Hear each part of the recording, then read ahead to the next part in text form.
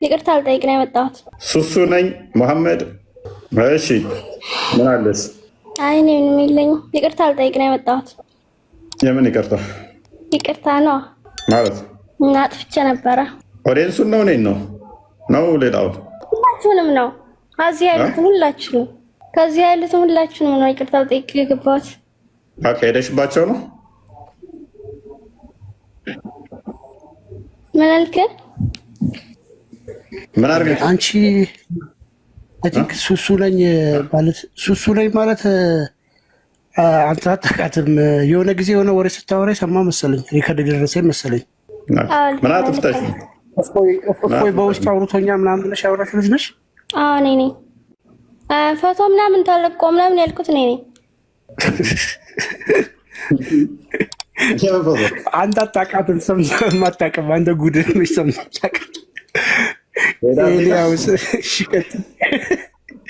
አይደለም እሺ፣ እፎይ አናግሮኝ በግድ ነይ ስለሚብሎ ክርስቲያኑ እንጂ ብሎኝ ምናምን ጽፎልኝ ያያች ኤልያስ እንደዚህ አይነት ወሬ ሰምቻለሁ። ሪከርድ ተለቆ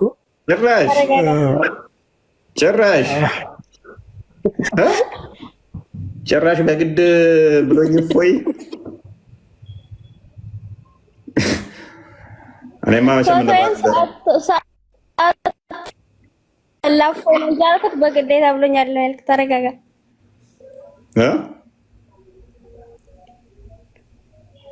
ተወካይታችሁ ነው ምንድን ነው?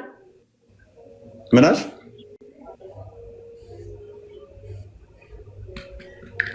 ተወካይ ይቆራረጣ እንዴ?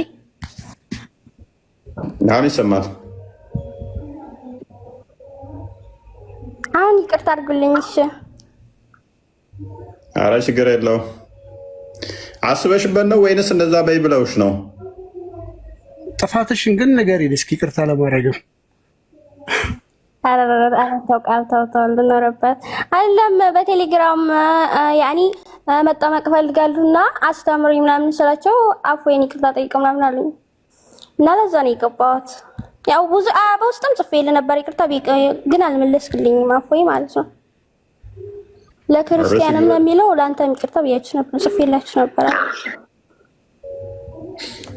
ችግር የለውም። ነበር ያጠፋው ሱሱዬ፣ ምንድን ነበር ያጠፋሽ? ሜቢ መመለስ አልፈልግም። በፈጠረ ይሰድቡኛል።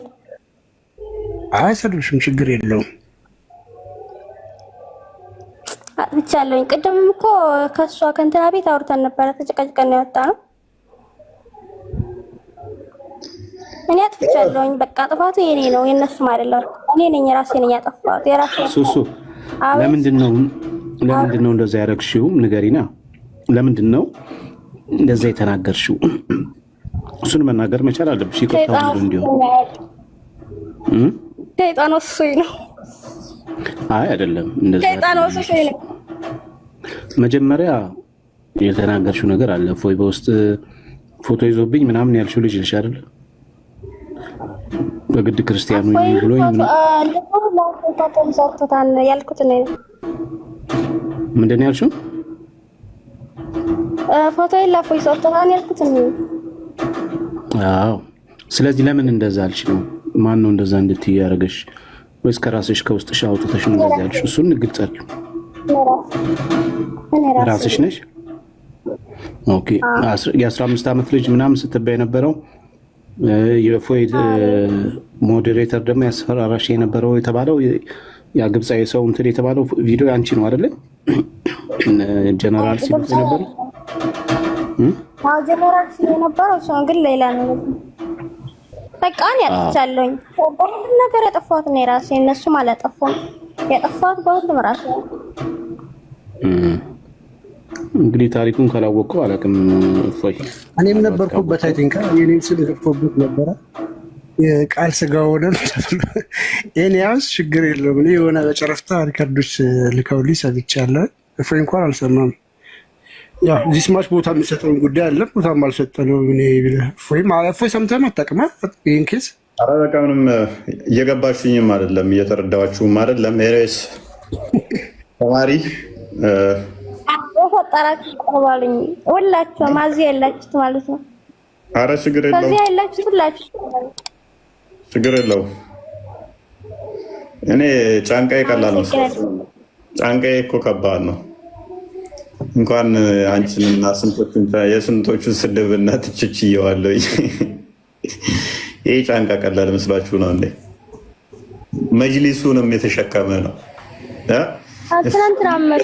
እፎይ ይገደል የሚለውን ያን ሁሉ ድራማ እየሰሩብኝ የስም ማጥፋት ዘመቻ ከፍተውብኝም የተሸከምኩ ሰው ነኝ።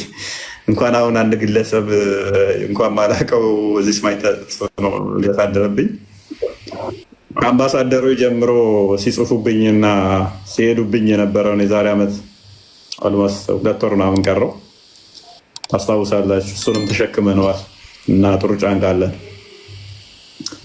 ጥሩ ጫንቃ ስላለ ችግር የለብንም። ኤሬስ ግን ምንድነው እውነታ አንዳንድ ነገሮች እውነታ ያለባቸው ነገሮች ካሉ መጥፋት ያለባቸው ነገሮች ካሉ ይቅርታና ቤላ የሆነ ነገር ትበል። እሺ እሺ እሺ እንዴት አመሻችሁ? እፎይ፣ ቢኒ፣ ዴቫ ሁላችሁም ከታች ያላችሁ ሰላም ክርስቶስ ያላችሁ ሰላም ብያለሁ። አይ ቶፒክ ላለመስጠት ምናምን ከሆነ ይቅር እንጂ በእውነቱ በዛ ሰዓት የተፈጠረው ነገር እንደ ድራማ ምናምን ነገር ነው። የሆነ ወንድሞች መካከል ወንድሞች በውስጥ እንዳስፈራሯት ፎቶውን ይዘው ወደ ክርስትና ካልመጣሽ ብለዋት እንደነበረ ነው እንግዲህ የተሰራው። ከዛ የእፎይ ሞዴሬተር የሆነ ዩሱፍ የሚባል ሁላችሁም ታውቁታላችሁ። ሞዴሬተር አይ ነው ያንተ አይደለም ተብሎ የመጣው የማን ፎቶ እንደሆነ ታውቃለህ? ይሄ ኮፕቲክ ኦርቶዶክስ ዋላ ዩሱፍ እሱ ነው። ይሄ ልጅ ነው እያወራት የነበረው። ይሄ የእፎይ ወደ ሞዴሬተር ነው ብለው ማለት ነው የመጡት። ምንም ሴንስ የማይሰጥ ነገር ምናምን ነው እና የወንድሞችን ስም ለማጥፋት ነው። በግድ ክርስቲያን ካልሆነች ፎቶ ይዘውባት እንደሆነ ምናምን ነው። ግን በኋላ ላይ የራሷ ሶስቱ መታ ይሄ ድራማ እንደሆነ ተናግራለች። አስፈላጊ አልነበረም ያን ያህል መደረጉ። አይዶን እኔ ከምን አንጻር እንደዛ ድራማ የፈለገችው እሷም የገባችበት ቤትም ለምን ድራማ እንደፈለጉ አላውቅም። ኤኒዌይስ ሁሉ ነገር ውሸት ነው። እሷ ራሷ በታ ተናግራለች። ማንም በውስጥ እንዳላስፈራራት ከኛ ወንድሞች ንጽጽር ከሚሰሩት ውስጥ የኔ ሞዴሬተር አይደለም ማስፈራራት ሲጀመር። ቆይ ማናቸው ሴቶች ነው ያንተ አይደለም እንደዛ ብለው ነው ድራማ የተሰራው አላለ ቆስጠንጢኖስ አለ ከወንድ ውስጥ ቢኒ ያለህ እንዴ? አይ ዶንት ኖ ቃል ክርስቲያን ቆስጠንጢኖስ ሌላ ማን ነው? 5 ሰው አይበልጡም። ሞዴሬተር አላቸው እንኳን ሊያስፈራሩ። ለዛ ነው እንግዲህ ድራማ ኢቭን አንተ ያንተ ራሱ ስም ተነስቶ እፎይ ራሱ በውስጥ ያናገራት ነው። 15 ዓመት ህፃን ልጅን እያስፈራሯት ነው። ክርስቲያኖች እንዲህ ናቸው በግድ ወደ ክርስትና ካልመጣሽ ብለው ነው ያሏት።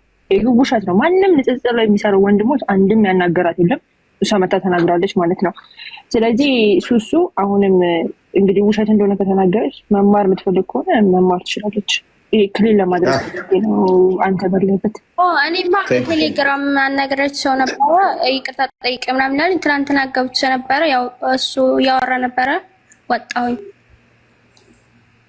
ተማሪ ጥፋቴ ነው ምኛለኝ። ይቅርታ አልሽንም አላልሽንም እሱ ብዙም የለም። ሰው ሊሳሳት ሊያጠፋ ይችላል። እንኳን የስማችንን ማጥፋት እኛን ለማስገደል ብዙ ሲሞክሩ የነበሩ እንገላለን ብለው የሚያሉ ወንጌል ገብቷቸው ክርስትና ውስጥ የሰመጡ ብዙዎች አሉ። የረገሙን፣ የሰደቡን፣ ያባረሩን፣ ያሳደዱን እንድንገደል ጥረት ያደረጉ ክርስትናን የተቀበሉ አሉ። ይቅርታ ሳይጠይቁንም ክርስትና የተቀበሉ በኋላ የነገሩንም አሉ። ብዙም ቦታ መሰጠው አይደለም፣ ብዙም ችግር የለውም። እዛኛው ሳይድ ድራማ እንደሚሰራ በደንብ ስለምናውቅ በየቀኑ ድራማ ይሰራሉ። እኛን ስማችንን የማጠልሸት ስራ በደንብ አድርገው ለመስራት ይሞክራሉ። ደስ የሚለው ግን እችን የጠፍሬን ቆሻሻ የምታክል መረጃ ያመጡብኝም። እቺ የምታያል ማለት ነው፣ የጠፍር ቆሻሻ የምታያል። በዚህ መጠን ራሴ ላይ ተማመናለሁ። እንኳን እንትን ልንል በዚህ አይ ቲንክ በዚህ ወር ውስጥ ራሱ አብዛኞቻችሁን አልተቀበልኳችሁም። ቴክስት ራሱ እየመለስኩ ያለ ወደ ክርስትና መምጣት እንፈልጋለን የምትሉ በጣም ብዙ ቴክስቶች አሉ። ምላሽ ራሱ አልሰጠኋችሁም። በጣም ቢዚ ነኝ። በጣም ትንሽ እረፍትም ስለፈለኩኝ ቢዚ ስለሆንኩ በነገሮች ላይ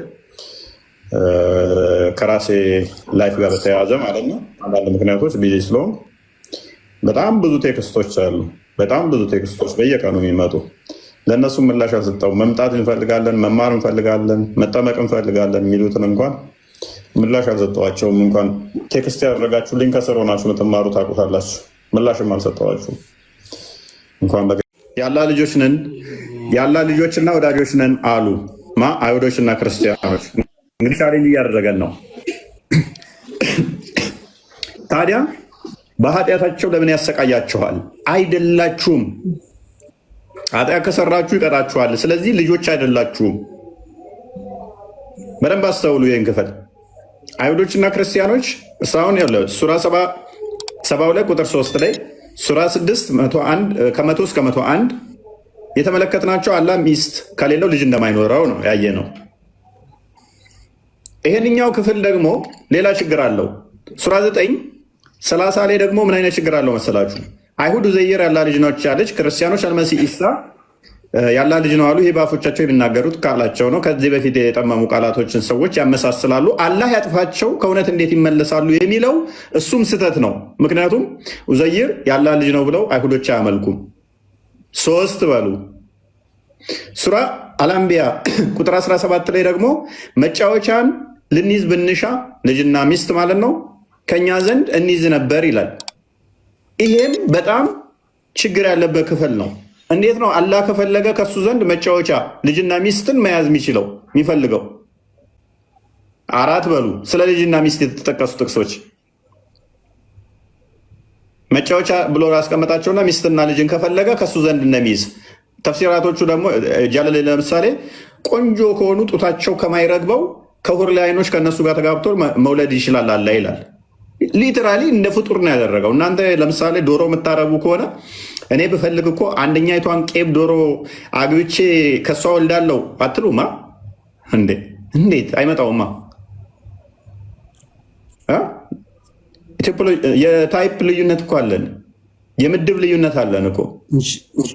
ስለዚህ አላህ ከፍጡራን ጋር ከፈለኩኝ ከሁር ላይ ናገባል ነው ከዛ ልጅ ይዛለኝ። ይሄ አይባልም። አሁን ይህንኛውን ጥቅስ ደግሞ እንዴት እንደምናፈርሰው ላሳያችሁ። ሱራ 5 18 ላይ አይሁዶች እና ክርስቲያኖችም ያኛ ያላህ ልጆች ነን ወዳጆች ነን አሉ። ታዲያ በኃጢአታቸው ለምን ያሰቃያቸዋል? አይደላችሁም፣ እናንተ ከፈጠራችሁ ሰዎች ናችሁ። ኃጢአት ከሰራችሁ ፈጣሪ ስለሚያሰቃያችሁ ስለሚቀጣችሁ ልጆች አይደላችሁም በላቸው። ለሚሻው ሰው ይመራል፣ የሚሻውንም ሰው ይቀጣል። ሰማያትና የምድርን በመካከላቸውም ያለው ሁሉ ንግስና ያላ ብቻ ነው ይላል። ስለዚህ ልጆች አይደላችሁም ብሎ ቻሌንጅ ያደረገበት ምክንያቱ ምንድን ነው? ኃጢአት ከሰራችሁ ይቀጣችኋል። ስለዚህ ከቀጣችሁ ደግሞ አባታችሁ አይደለም። ስቲል ምን ያህል ሌም ደካማ የወረደ ሙግት እንደሆነ። ለምሳሌ አንተ ሰፈር ውስጥ የሆነ ልጅ አባቱ ሲቀጣው ካየ እሱማ አባቱ አይደለም። ምክንያቱም ሲገርፈው አይቻለሁ፣ ሲቀጣው አይቻለሁ። ባለጌ ልጁ ባልጎ ልጁ ባለጌ ሆኖ አየውና ሲቀጣው አባቱ ሰንበዲ እዛ ጋር ወንጀል ሰራ ወይንም ኃጢአት ሰራ፣ ብቻ የሆነ ጥፋት አጠፋ ልጁ። ከዛ ሲቀጣው አየህና አባቱ ስላልሆነ ነው የቀጣው። ጥፋት ሲያጠፋ ልጁን የቀጣው አባት ለዘላለም አይቀጣውማ። ለዘላለም አይቀጣው። ለዘላለም የሚል ቃል የለውም። ኤኒዌይስ ስለዚህ በሰዓት የሚቀጣውም ደግሞ ራሳችሁ ላይ መልሰዋለሁ። አብሽር። ኤኒዌይስ ምን ያህል ሌም አርጉመንት እንደሆነ ደካማ የሆነ የወረደ ዊክ የሆነ አርጉመንት እንደሆነ ብራዘር የእኛንን መልስ በመጀመሪያ። ስለዚህ ስለሚቀጣችሁ ጥፋት ስታጠፉ መልሳለሁ። ስለሚያቀጣችሁ ጥፋት ስታጠፉ ስለዚህ አባታችሁ አይደለም ማለት መጽሐፍ ቅዱሱን ተረድቶታል ወይ ስንል ነው። ዕብራውያን ምዕራፍ 12 አንዴ ክፈተው ቁጥር 5 ላይ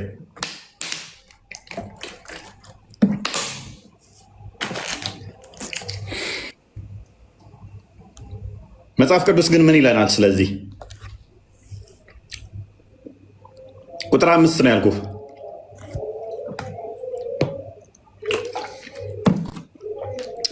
ኦኬ እንደ ልጆችም ከእናንተ ጋር ልጅ ሆኜ የጌታን ቅጣት ሉክ እንደ ልጆችም ልጆች ሆኜ የጌታን ቅጣት በሚገስጽህም ጊዜ አትድከም። ጌታ የኔና የናንተ ጌታ የሚወደውን ይቀጣዋል። ማንን ነው የሚቀጣው? የሚወደውን ይቀጣል። የሚወደውን ቁርአኑ ምን አለ? አይሁድና ክርስቲያኖች የአላህ ወዳጆች ልጆች ነን አሉ። ታዲያ እንዴት ኃጢአት ስትሰሩ ይቀጣችኋል ይላል መጽሐፋችን። ምን ይላል? ጌታ የሚወደውን ይቀጣል። እንትን በልልኝ አስተካክልልኝ። ይቀጣዋልና የሚቀበለውንም ልጅ ነን አሉ አላል። የሚቀበለውን ልጅ ሁሉ ይገርፈዋል በልም ብሎ የሚነጋገረውን ምክር ረስታችኋል። አላህም ረስቶት ነው ይህንን ክፍል እዛ ጋር መጥቶ ልጆች ከሆናችሁ እንዴት ይቀጣችኋል? ቢወዳችሁ ወዳጆች አይደላችሁ ማለት። ለመቀጣት ታገሱ፣ እግዚአብሔር እንደ ልጆች ያደርጋችኋልና። እንደምን እንደ ልጆች ያደርጋችኋልና። አባቱ የማይቀጣው ልጅ ማን ነው? አባቱ የማይቀጣው ልጅ ማን ነው? ለመቀጣት ታገሱ፣ እግዚአብሔር እንደ ልጆች። ኦኬ። ነገር ግን ሁሉ የቅጣት ተካፋይ ሆኗልና ያለ ቅጣት ብትኖሩ፣ ያለ ቅጣት ብትኖሩ ዲቃሎች እንጂ ልጆች አይደላችሁም። እኛ ልጆች ነን፣ እንቀጣለን፣ እንገረፋለን ስናጠፋ። ከዚህ በላይ የቀጡን፣ ከዚህ በላይ የገረፉን የስጋ አባቶች ነበሩን፣ እንፈራቸውም ነበር። እንዴትስ ይልቅ ለመናፍስት አባት አብልጠን ልንገዛና በሕይወት ልንኖር በተገባ። ከፍ አድርገው።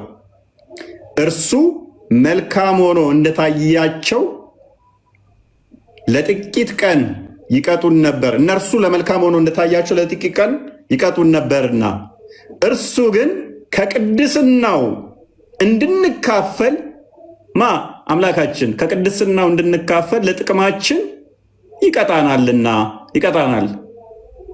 ቅጣቱ ሁሉ ለጊዜው የሚያሳዝን እንጂ ዘላለማዊ እንዳልሆነ ቅድም ላልከን ወንድማችን የሚያሳዝን እንጂ ደስ የሚያሰኝ አይመስልም። ዳሩ ግን በኋላ ለለመዱት የሰላም ፍሬ እርሱም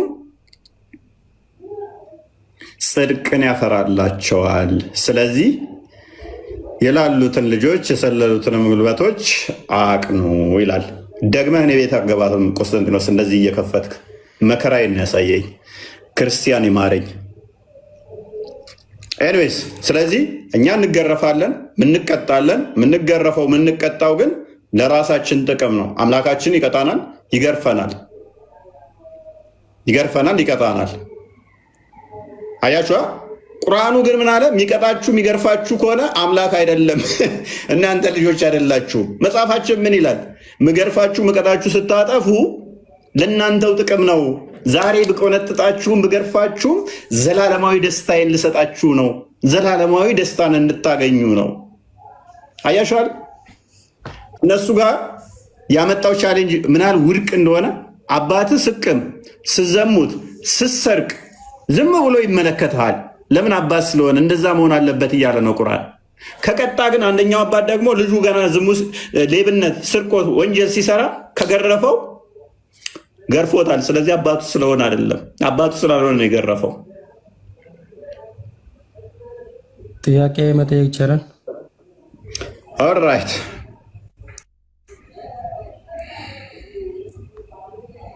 ምትለዋለ እዚህ ላይ ልጅ ማለት በምንድን ነው አረዳዱ? እኔ አልገባኝም። ልጅ ማለት ለምሳሌ ማለት ነው።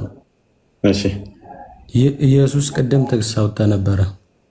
እሺ ከዘመን አስቀድሞ ወለድኩህ ምናምን የሚል ማለት ነው። እሺ እሱ አሁን ግልጽ ኢየሱስ ፈጣሪ ከሆነ ማለት ነው ጅማሬ ካለው እንዴት ፈጣሪ ይሆናል? ጅማሬ ያለው የሚል የለውም። ጅማሬ ለነገሮች ሁሉ አስጀማሪ። ዛሬ ወለድኩ ይላል። ዛሬ ኢተርናል የሆነን ዛሬ ነው ለእኛ እንዲገባን ነው እንጂ ኢተርናል ጄኔሬሽን ነው ከሱ የሚወጣ ዘላለማዊ አወጣት እንጂ ለእኛ ነው ዘላለም ስንልም ዘመን ጊዜን ዘመን ራሱ ጊዜ የምቆጥረው ያ ጊዜ ያልከውን ራሱ ጊዜን የፈጠረው ራሱ ስለሆነ ማለት ነው ልጁ። ምክንያቱም በፈጣሪ ዘንድ ትናንት ሙቤ በፈጣሪ ዘንድ ትናንት አለ የለም? ኦኬ ነገስ አለ የለም? ስለዚህ በቃ ዛሬ የሚለው ዘላለማዊነትን ብቻ የሚገልጽ ነው። በፈጣሪ ዘንድ ነገ የሚባል የለም። ዛሬ ትናንትና የሚባል ያለፈ ታሪክ ጊዜን ያመላክታል። ዛሬ ማለት ኖ ለአንተ ነው። ከአንተ አንጻር ነው የተነገረው፣ ለአንተ እንዲገባ ነው እንጂ ከእሱ የተወለደ መሆኑን ለማሳየት እንጂ በፈጣሪ ዘንድ እኮ ተወለደ ማለት ጅማሬ ያለው ማለት ይባል የለም። ተወለደ ማለት ዛሬ ተወለደ ማለት ጅማሬ ያለው ማለት ነው።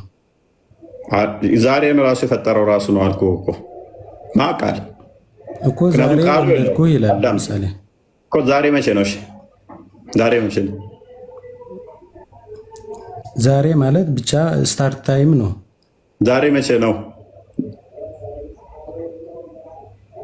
ማለት? ዛሬ ማለት እኮ ዛሬ ለምሳሌ ዛሬ እንደዚህ ያደረኩኝ፣ ዛሬ ወለድኩ፣ ልጅ ወለድኩ ካልኩኝ ከኔ አንጻር ዛሬ ነው።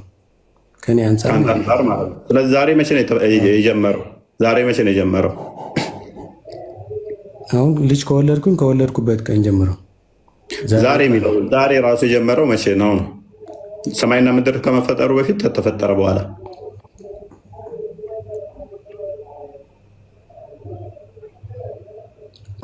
ማለት ዛሬ ቀን መቆጠር የጀመረው መቼ ነው? ዛሬ ማለት ቀን ነው አይደለ? ታይም ነው። ታይም ራሱ ፍጡር ነው።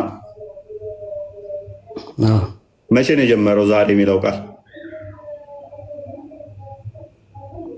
እኛ የምናውቀው ዛሬ የተፈጠረው ቀን መቼ ነው የጀመረው?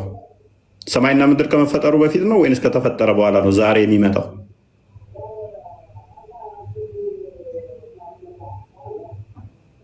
ለምሳሌ ሰማይና ምድርን በ6 ቀን ተፈጠረ ይላል። ለምሳሌ ዛሬ ቀን ነው አይደለ? ታይም ነው አይደለ?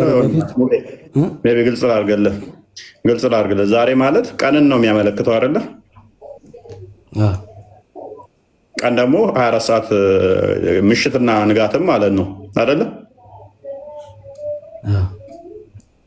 ምሽትና ንጋት ሰማይና ምድር ሳይፈጠሩ ነበር እንዴ? እሱ ሳይሆን ለምሳሌ ዛሬ ማለት ታይም ነበረው። ይሄ ዞሮ መልስልኛ። አይነን ሰማይና ምድር ሳይፈጠሩ ጊዜ ራሱ ነበረ ወይ አልኩ። ለምሳሌ በአርብ ቀን ወይ በቅዳሜ ቀን ሰው ተወለደ ይላል፣ ሰው ተፈጠረ ይላል። አረ በእናት ሙቤ ዛሬ የሚለው ቀን የመለስኩልህ ነው። ሰማይና ምድር ከተፈጠረ በኋላ ነው ሳይፈጠር ነው ዛሬ ራሱ የተፈጠረው እኮ። ለምሳሌ ሰማይና ምድር ፈጥሯል እግዚአብሔር አይደል? ለምን ምሳሌ ትላለህ? ዛሬ መቼ ነው የተፈጠረው? ዛሬ የሚለው ቃል ቀኑ ራሱ ዛሬ መቼ ነው የተፈጠረው?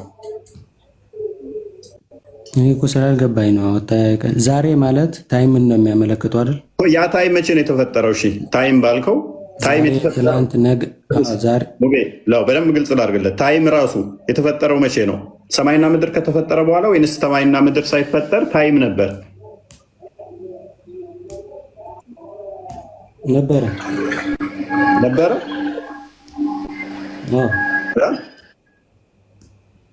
ነበረ። ኦልራይት። ስለዚህ ሰማይና ምድርን ሳይፈጠር ታይም ነበረ እያልከኝ ነው? ታይም ፍጡር ነው ፍጡር አይደለም?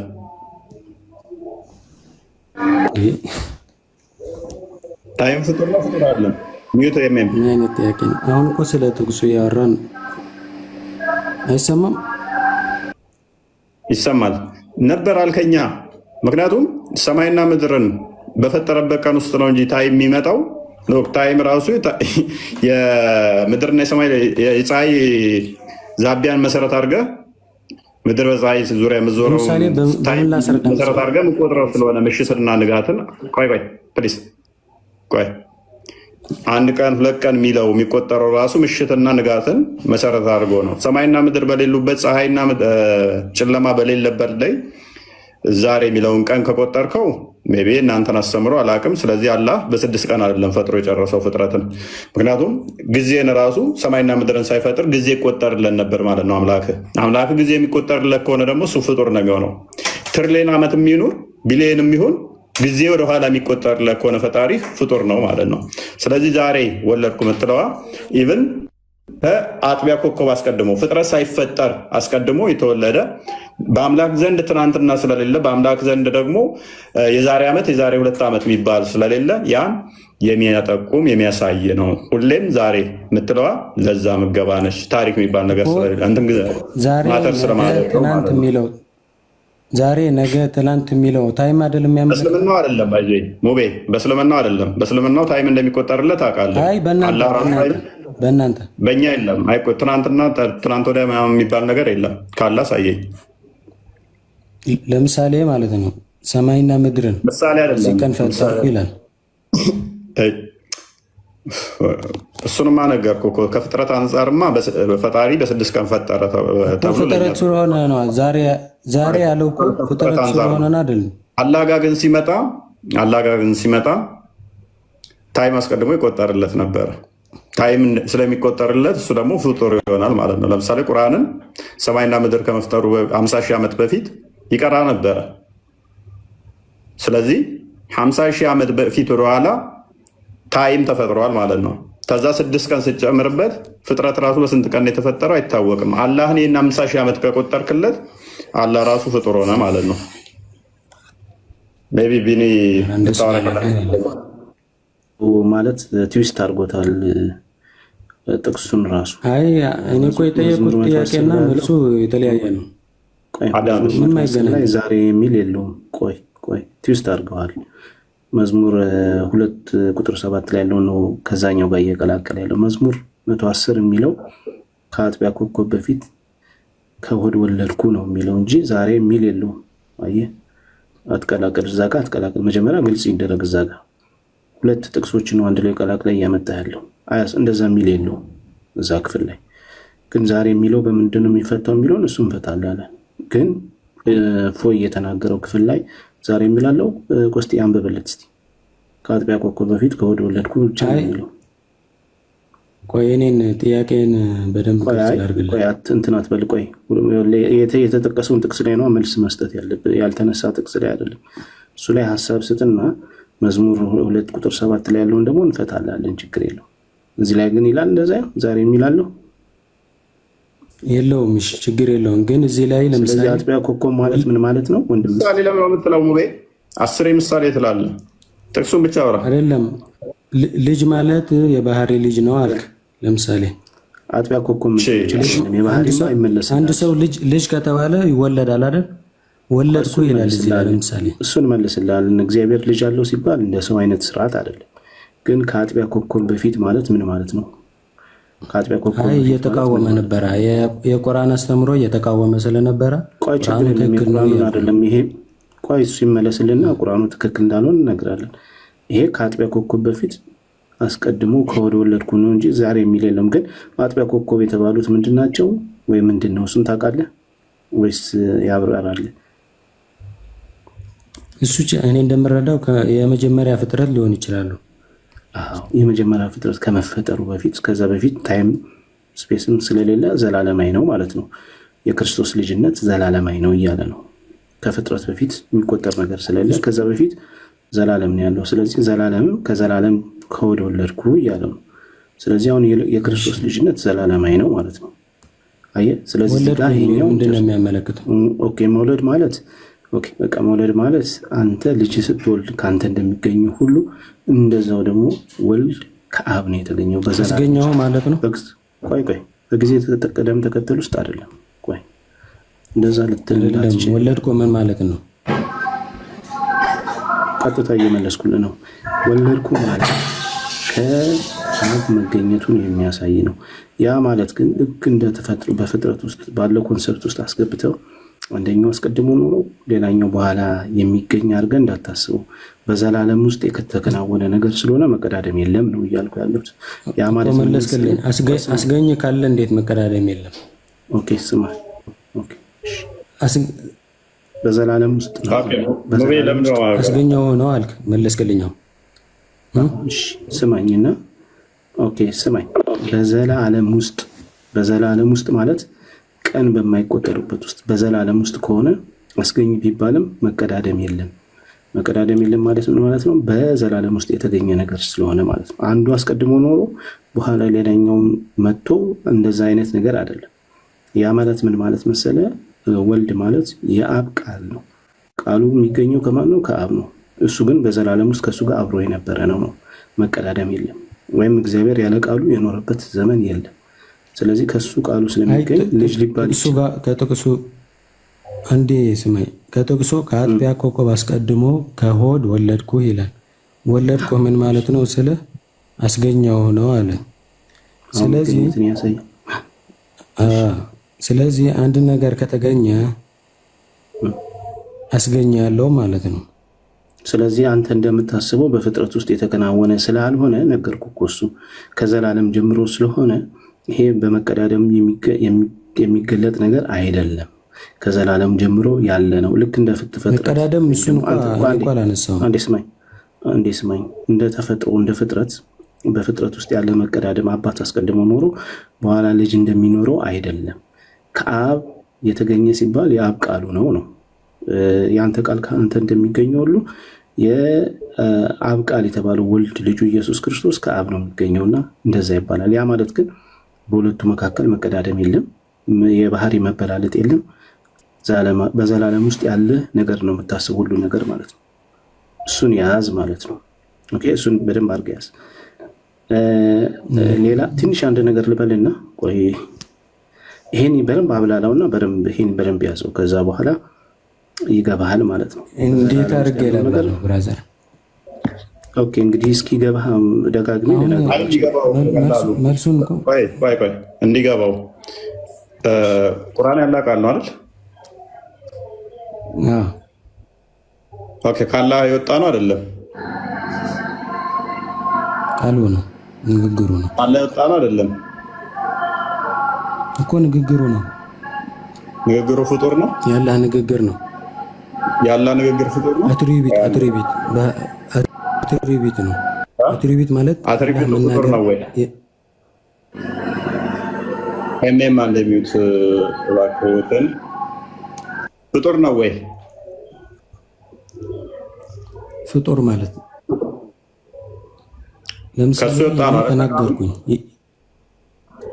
አንተ ተናገርክ፣ ፍጡር ነው። የሆነ የዛን የደደብ ኡስታዝ ሎጂክ እዛችሁ እንዳመጡ አንተ ተናገርክ፣ ፍጡር ነው። አንተ ንግግርን ፍጡር ይኸውልህ፣ ስማኝ፣ ደደብ ማለት አንተ ነህ። ሰምተኸኛል አይደል? እዚህ ጋር ተቀምጠ ማለት ነው። ቆይ ተረጋጊ እኮ ስማኝ። እስልምና መሳደብ መብት የለም። ነብያችን ሰለላሁ አልተሳደብኩም። ቆይ አልተሳደብኩም። ሰውን ግን ስደብ እኮ ስማኝ፣ ሰውን ግን ስደብ። ቆይ ተረጋጊ። አንድ ኡስታዝ ነው ያልኩት እኔ ምን እንደሆነ አንተ አታውቅም። እሺ ማይብ፣ እሺ ተረጋጊ። ለካ ስማኝ፣ እኔ አንተ መንካት አልፈልግም። በጣም ነው ማከብርህ፣ ግን ቆይ ተረጋጊ። በደንብ ነው ማከብርህ እያለችኝ እየሰደበችኝ ነው እኮ ስማኝ። እምነቴን ግን የመንካት መብት የለም። ይሄን አስጠንቅቄ ልንገርህ ማለት ነው። የእውነቴን ነው ምልክ ማለት ነው። ለምን ብትል ታውቃለህ? ነቢያችን ሰለላሁ ዐለይሂ ወሰለም ለእኛ ማለት አንተ አታውቅም። ልንገርህ አይደል? ምንድን ነው ያልከው? ከስሩ ሆኜ እሰማካለሁ ሁሌ ማለት ነው። ምንድን ነው ያልከው? ነቢያችን አቃጥለናል፣ አሁን ምቀረን ግን አላህ ነው ያልከው። አላህ ማለት አንተ ነው የፈጠረ ፈጣሪ ማለት ነው። ልንገርህ አይደል? እናንተ የምታመለክቱ ፈጣሪ ማለት ነው የአላህ መልእክተኞች ናቸው። ቢገባክ ኖሮ ራሱ ግን መቼም አይገባችሁም እናንተ ማለት ነው። መጨረሻችሁን አታውቁም። እሺ እኛ ለፈጠረን እንጂ ማለት ነው ለፈጠረን ነው እንጂ የምንገበረው እንጂ ማለት ለሰው አንገበርም። እናንተ ግን እስከ መቼ ነው ለሰው የምትገበሩት?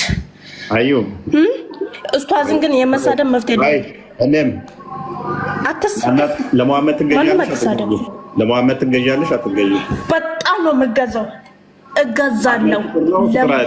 አልገበርም። ለማን መገበር ማለት መገዛት ማለት ነው። በኦሮምኛ ነው ያለችው።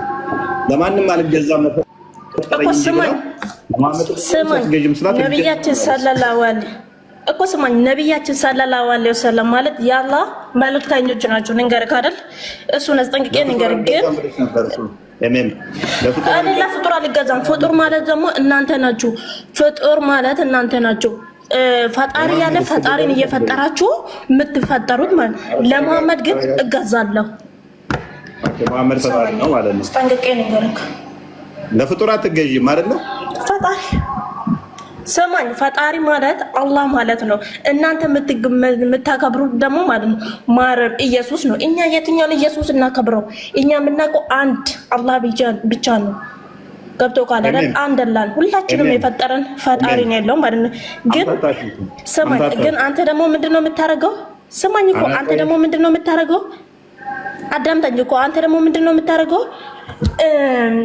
አላህን ያቃጥለናል፣ ነብያቸው ብቻ ነው የሚቀረው ምናምን ምትል ወላሂ ወብላሂ የወልቂያማ ቀን ትጠየቅበታለህ። እቺ ላልካት መልስ ማለት ነው።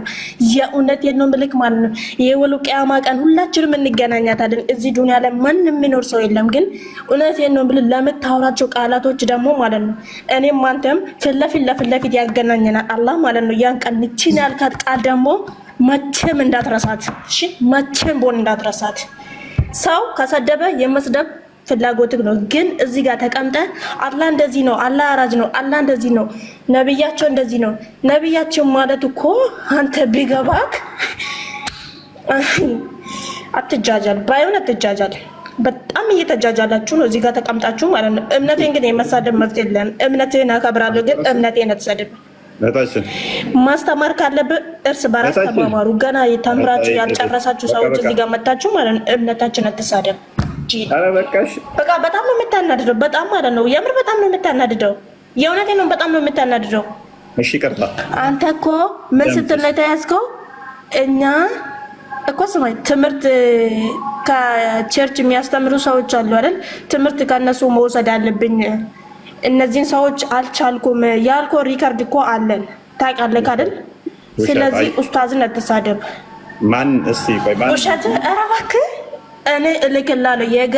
የገዛ ዜጎች ራሱ ማለት ነው እያወጡ እየተጫወቱብክ ነው። ገብቶ ካዳለን ግን ምንድነው እዚህ ጋር እኛ የሰው እምነት አንነካም። ሰው ከነካ ግን ማለት ነው ጠንቅቀው በእምነታችን እንታረዳለን እንጂ አታርደንም። እሺ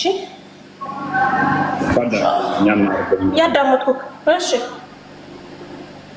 ኦኬ መልካም። በደንብ ስሚ፣ በደንብ ተማሪ። ስህተት ካገኘሽብን ተሳስተዋል የሚል ማስረጃዎች ስማኝ። እኔ መሳሳት አለመሳሳት የራስ እኮ ስማኝ። መሳሳት ያለ መሳሳት ያንተ ጉዳይ ነው። ስማኝ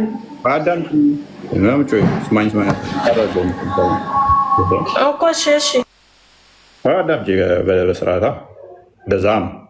ስለዚህ ተረጋጊና ስድብ የመሰለሽ ጥላቻ የመሰለሽን መረጃዎችን ይዘሽ ነይና እፎይ እንደዚህ ብለሃል ትክክል አይደለህም ምናምን ነገር በይ።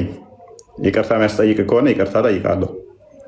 ጥፋት ካጠፋው ደግሞ ተማሪ በደንብ እየተማርሽ እንደሆነም ነግረሽና ጎበስ። ዋናው እሱ ነው የሚፈለገው።